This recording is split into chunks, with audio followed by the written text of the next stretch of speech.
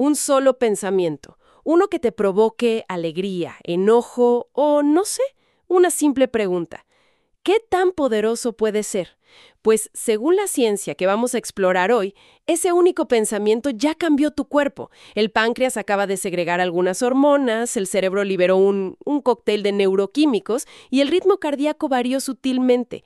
Hoy vamos a sumergirnos en las ideas del libro Desarrolle su cerebro de Joe Dispenza para investigar una propuesta que suena, la verdad, bastante radical. Que tenemos la capacidad de cambiar nuestra mente, pero literalmente. Fascinante. ¿Pueden nuestros pensamientos, de forma intencional, dirigida, alterar la estructura física de nuestro cerebro y, en consecuencia, sanar el cuerpo? Para responder, vamos a analizar la historia personal del autor, que es dramática, y que lo impulsó en esta búsqueda, y vamos a desglosar los principios científicos y las coincidencias, como él las llama, que descubrió en personas que lograron recuperaciones que la medicina pues simplemente no podía explicar. Es un clavado a la ciencia de la autotransformación. Para entender de dónde viene todo esto, creo que es fundamental conocer su historia. Nos vamos a 1986. Joe Dispenza tiene 23 años, es un quiropráctico exitoso en California y durante un triatlón en Palm Springs, su vida cambia por completo en cuestión de 2 segundos. Así es. Lo atropelló una camioneta a más de 80 kilómetros por hora. Estaba en la parte de ciclismo de la competencia. 80 kilómetros por hora, qué locura. Sí, y el diagnóstico que le dieron fue terrible. Fracturas por compresión múltiple en 6 de sus vértebras torácicas. Una de ellas, la T8, colapsada en más de un 60%. O sea, imagina eso. 4 de los mejores cirujanos del sur de California le dieron la misma recomendación. Unánime. Y la recomendación era una cirugía bastante radical, ¿no? La instrumentación de Harrington, Exacto. que implicaba implantar 2 varillas de acero inoxidable de unos 20 o 30 centímetros, Uf. atornilladas a lo largo de su columna para estabilizarla. Y el pronóstico, si no se operaba, era, pues, contundente. Parálisis. Parálisis casi segura del pecho para abajo. ¡Qué fuerte! Pero aquí es donde la historia da un giro, uno inesperado. Dispenza, que tenía un conocimiento muy profundo de su cuerpo por años de yoga y artes marciales, le pregunta a uno de los cirujanos sobre la pérdida de movilidad que implicaría la cirugía. Y lo fascinante es la respuesta del médico. ¿Qué le dijo? Le dijo que esa zona de la columna normalmente no tenía movimiento. Claro, para alguien como él que practicaba yoga 3 horas diarias Exacto. y que sabía perfectamente la flexibilidad de esa zona, esa afirmación debió ser una bandera roja gigante. Fue el momento clave. Le hizo desconfiar de la recomendación y, en cambio, confiar en algo que en la quiropráctica llaman la inteligencia innata del cuerpo. Se aferró a ese principio, ¿no? El poder que hizo el cuerpo cura el cuerpo. Justo. Así que tomó una decisión que todos a su alrededor, sin excepción, consideraron una locura absoluta. Rechazó la cirugía. La rechazó. Decidió que él mismo iba a dirigir su proceso de sanación. Un riesgo altísimo. A ver, ¿y cuál fue su plan? Porque no podía simplemente acostarse y esperar a que pasara algo. Para nada. Fue un plan totalmente fuera de lo convencional, basado en 3 pilares, que aplicó religiosamente durante 3 meses. Ok. Primero, una dieta estricta, solo alimentos crudos. La idea era que el cuerpo usara toda su energía en sanar, no en procesos digestivos complejos. Tiene sentido. Segundo, un régimen mental durísimo. 3 horas diarias de autohipnosis y meditación. ¿3 horas? 3 horas, donde reconstruía mentalmente cada vértebra, una por una, con un detalle increíble. Y tercero, una rehabilitación gradual que él mismo diseñó, usando una tabla inclinada para aplicar presión de la gravedad poco a poco. Y nadaba mucho para moverse sin el peso del cuerpo. Suena a una disciplina brutal. ¿Y el resultado? Asombroso. A las 9 semanas y media, contra todo pronóstico, se puso de pie sin ayuda. ¡Wow! A las 10 semanas ya estaba de vuelta en su consultorio atendiendo pacientes. Hoy, más de 20 años después, cuenta que casi no tiene dolor de espalda, a diferencia del 80% de la población. ¡Increíble! Y claro, esta experiencia lo lanzó de lleno a investigar la sanación espontánea. Por supuesto. Esa recuperación es increíble, pero suena casi a un milagro, ¿no? Me imagino que eso es justo lo que él se propuso investigar. O sea, ¿fue un caso aislado o hay un método, un patrón detrás de estas recuperaciones imposibles? Exactamente esa fue su pregunta. Quería entender si su caso era una anomalía o si había un modelo que otras personas, consciente o inconscientemente, habían seguido.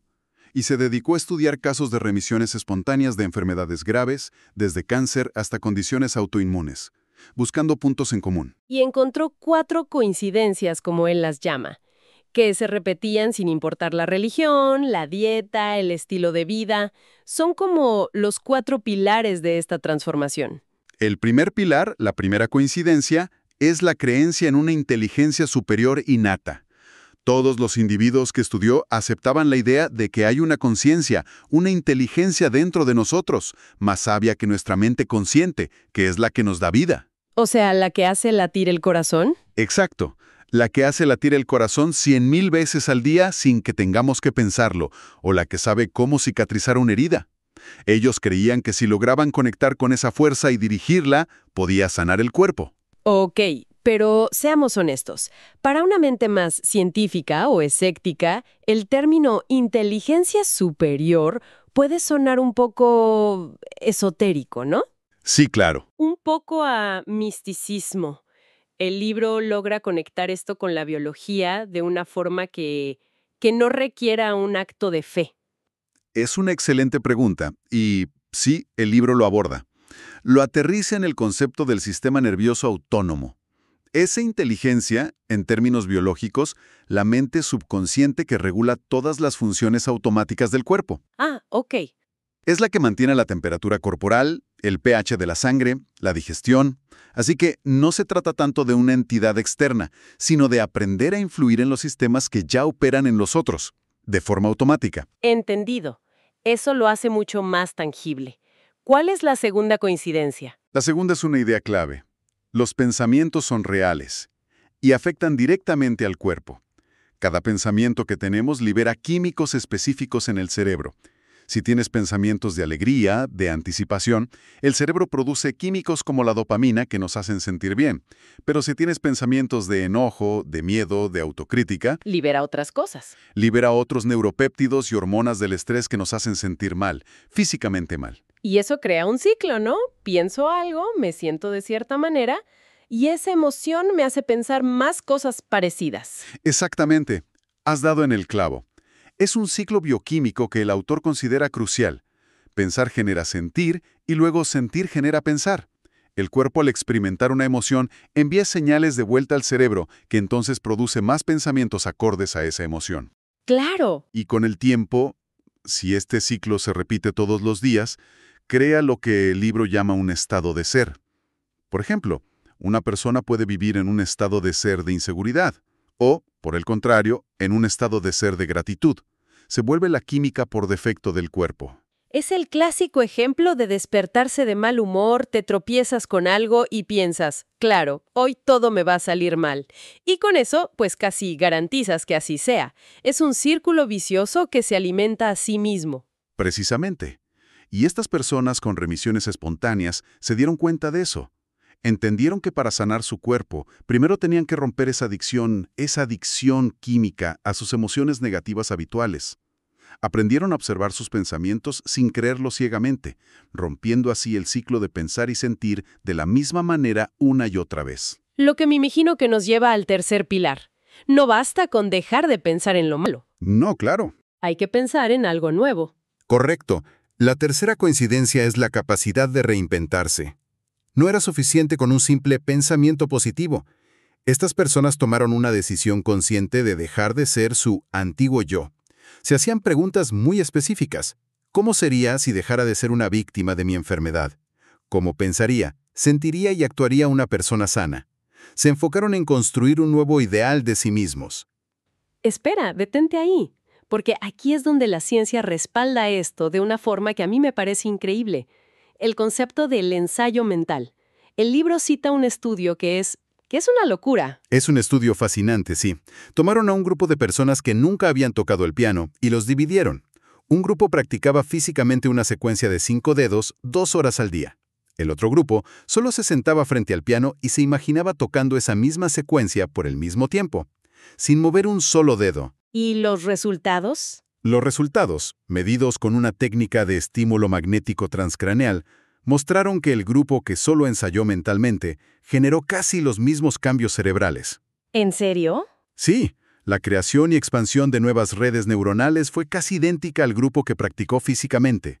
El cerebro, con suficiente enfoque y repetición, no distingue bien entre lo que se hace físicamente y lo que se ensaya mentalmente con intensidad. Pero a ver, ¿cómo es eso posible? ¿Cómo puede el cerebro cambiar solo por pensar? Se basa en un pilar de la neurociencia conocido como el principio de Hebb, que se resume en una frase. Las células nerviosas que se activan juntas se conectan entre sí. Cuando imaginas vívidamente una acción, activas los mismos circuitos neuronales que se usarían para realizarla. Si lo haces una y otra vez, esas conexiones se fortalecen, se mielinizan, se vuelven más robustas. Estás literalmente instalando el hardware neurológico para un nuevo yo antes de que se manifieste físicamente. O sea que estas personas, al ensayar mentalmente cómo sería ser sanos, estaban cambiando su cerebro para que actuara, como el cerebro de una persona sana. Y esto conecta directamente con la cuarta y última coincidencia, que tiene que ver con el nivel de concentración que alcanzaban. Así es.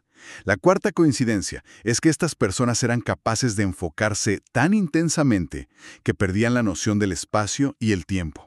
Se sumergían tanto en su propósito de cambio que el mundo exterior, los ruidos, las distracciones Y las sensaciones del cuerpo, el dolor, la incomodidad, simplemente desaparecían. El reloj dejaba de existir.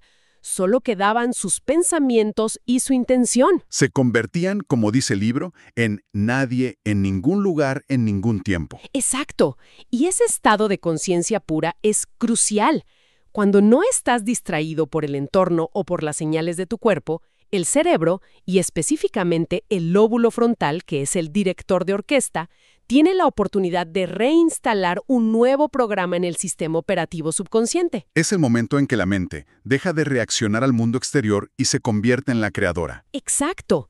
Se convierte en la creadora activa de una nueva realidad interna. Entonces, el pegamento científico que une todo esto, la recuperación de dispensa, los 4 pilares, el ensayo mental, parece ser esta idea de que el cerebro no es una estructura fija.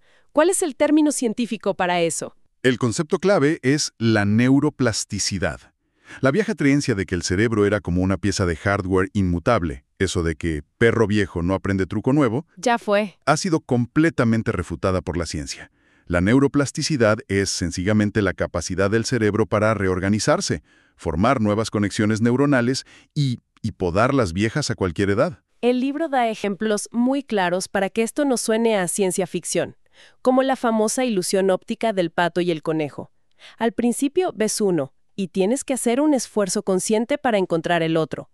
Ese pequeño esfuerzo es tu cerebro forzándose a activar una nueva red neuronal. Es neuroplasticidad en acción a microescala. Un ejemplo más potente es el de los violinistas. Los estudios de imagen cerebral muestran que el área de la corteza motora que controla los dedos de la mano izquierda, ¿La que se mueve en el diapasón? la que se mueve con agilidad, exacto, es físicamente más grande y más desarrollada que la de la mano derecha, que solo sostiene el arco. El uso repetido y enfocado esculpe literalmente la estructura del cerebro. Y no solo eso, incluso puede crecer. Leí sobre un estudio en la revista Nature sobre personas que aprendieron a hacer malabares. En solo 3 meses, los escáneres cerebrales mostraron un aumento medible de la materia gris en áreas visuales y motoras del cerebro. Y lo más interesante de ese estudio es que cuando dejaron de practicar, esas áreas volvieron a encogerse. Claro. Es la ley de úselo o déjelo, aplicada directamente a las neuronas. El cerebro es increíblemente eficiente, no mantiene circuitos que no se utilizan. Y ya no solo hablamos de reorganizar conexiones.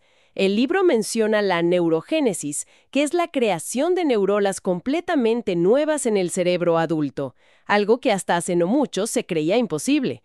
Se ha demostrado que prácticas como la meditación pueden aumentar el grosor de la corteza cerebral. El cerebro no es estático, es una obra en perpetua construcción.